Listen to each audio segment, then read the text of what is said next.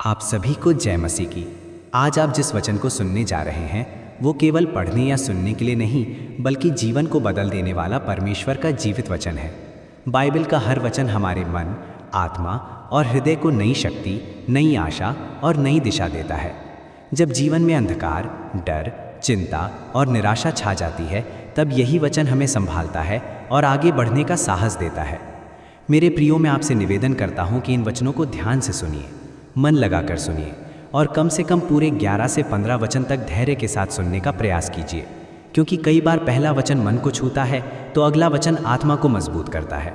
यदि ये वचन आपके हृदय को स्पर्श करें, आपको शांति दे या आशा से भर दें, तो इस वीडियो को लाइक ज़रूर करें, अपने प्रियजनों के साथ शेयर करें ताकि वे भी इस आशीष का भागी बन सकें, और हमारे चैनल को सब्सक्राइब करना ना भूलें ताकि आप परमेश्वर के और भी जीवित वचन समय पर सुन सकें। आइए मेरे प्रियो, अब हम परमेश्वर के पवित्र वचनों को शुरू करते हैं।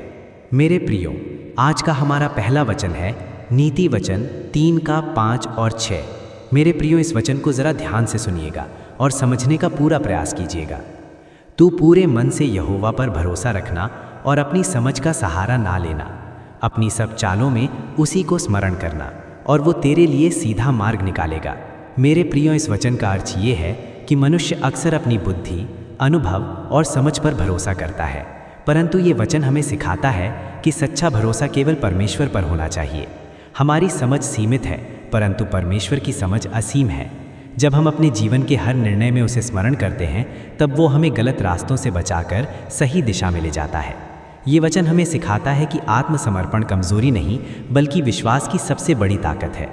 जब हम अपने घमंड और आत्मनिर्भरता को छोड़कर परमेश्वर पर निर्भर होते हैं, तब जीवन का मार्ग सरल और सुरक्षित हो जाता है।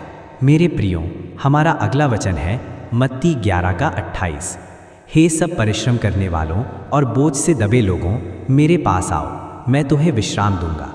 मेरे प्रियो, इस वचन का अर्थ ये है कि यीशु मसीह थके हुए, टूटे हुए और बोझ से दबे हुए मनुष्यों को अपने पास बुलाते हैं। ये बोझ केवल शारीरिक नहीं, बल्कि मानसिक, आत्मिक और भावनात्मक भी हो सकता है। संसार हमें थका देता है, परंतु मसीह हमें विश्राम देते हैं।